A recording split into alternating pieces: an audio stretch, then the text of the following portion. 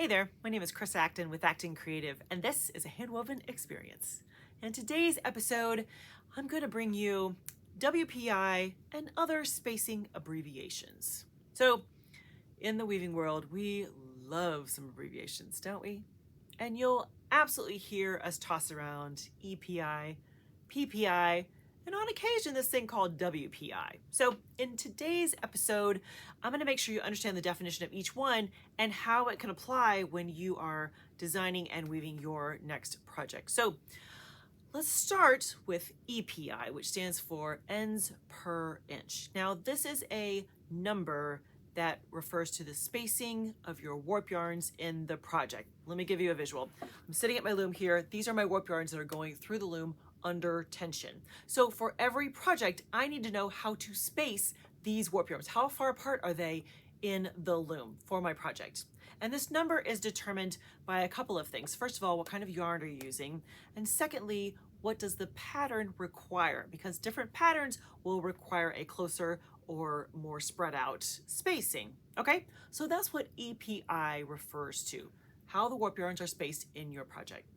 Let's come around to picks per inch, PPI, next. Now, one toss of your shuttle, one weft yarn is called a pick. So if you were to lay down a ruler over your project and in 1 inch, how many rows of weft do you have? That is picks per inch. Now, for me, I use that one occasionally, not nearly as often as EPI, but on occasion I use picks per inch in my description for a project.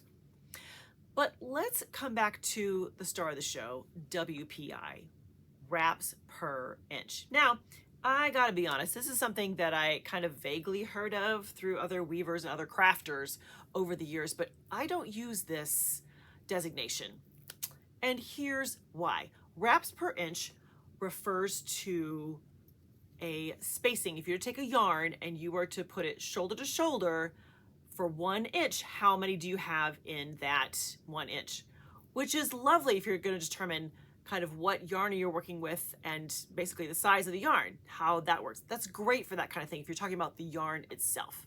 But as weavers, we hardly ever have a pattern where we have to have the yarn shoulder to shoulder. Rep weave is the one that I think of. Something that's completely warp based, maybe warp faced. But for the most part, we hardly ever have a project where we need this spacing. No, we just don't. Because we always need to leave room for our weft yarns to be in there. So wraps per inch is not necessarily a designation or a number that I pay much attention to. I gotta be honest. Now, I understand if you're coming from another part of the crafting world, if you're a spinner, absolutely. Knitter, crocheter, you may toss that around, maybe. But as a weaver, I find it so interesting when people say, oh, wraps per inch. For us, it just doesn't matter too much because there's no room for the weft in this number, in this kind of spacing. And for nearly all of the patterns that you're gonna be working with, you need space. You need room in between our little warp yarns here. So I thought that was just an interesting designation. I wanted to make sure that you understood the difference between saying wraps per inch, especially, and ends per inch, because they are not the same, not even close.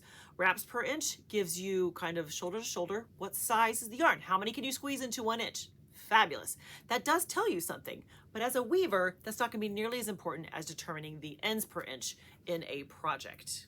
Hope that makes sense. It was something that I came across recently as I was kind of diving into the world of kind of knitting, crocheting yarn, all that kind of stuff. And I thought that's something you can compare if you're looking at one yarn to another. What are the wraps per inch? It gives you an idea of the size of the yarn. But as a weaver, it's not really a number that we're going to use very often. At least not a number that I use very often.